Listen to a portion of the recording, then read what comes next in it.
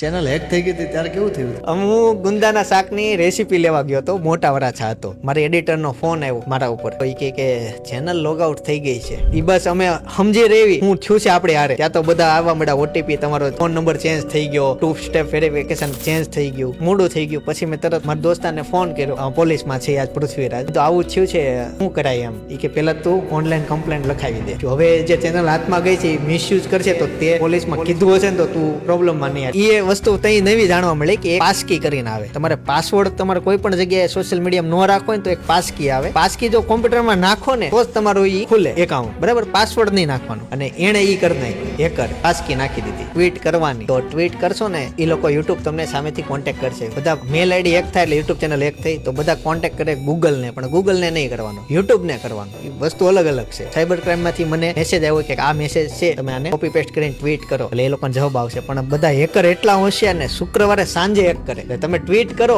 તો શનિ રવિ વિદેશોમાં રજા હોય એટલે તમારા ટ્વીટ નો જવાબ ન આવે. એટલે પછી મેં ટ્વીટ કરી અને સોમવારે જવાબ આવ્યો ને એને ડેટા માંગ્યા. પછી મને ખબર પડી કે આપણી ચેનલ આપણી પાસે ડેટા જ હોય બધા. મારા પાસે નહોતા ડેટા. ફોર્મ આવેનું ફિલઅપ કર્યું અને યુટ્યુબ ને મોકલું. પછી એને ચેન્જ પાસવર્ડ નો ઓપ્શન આપ્યો, આપણે પાસવર્ડ ચેન્જ કરીને કરી નાખ્યું. હેલો મિત્રો, આવા જ શોર્ટ્સ અને આવા જ પોડકાસ્ટ વધારે જોવા માટે તમે અત્યારે જ આ ચેનલને સબસ્ક્રાઇબ કરો.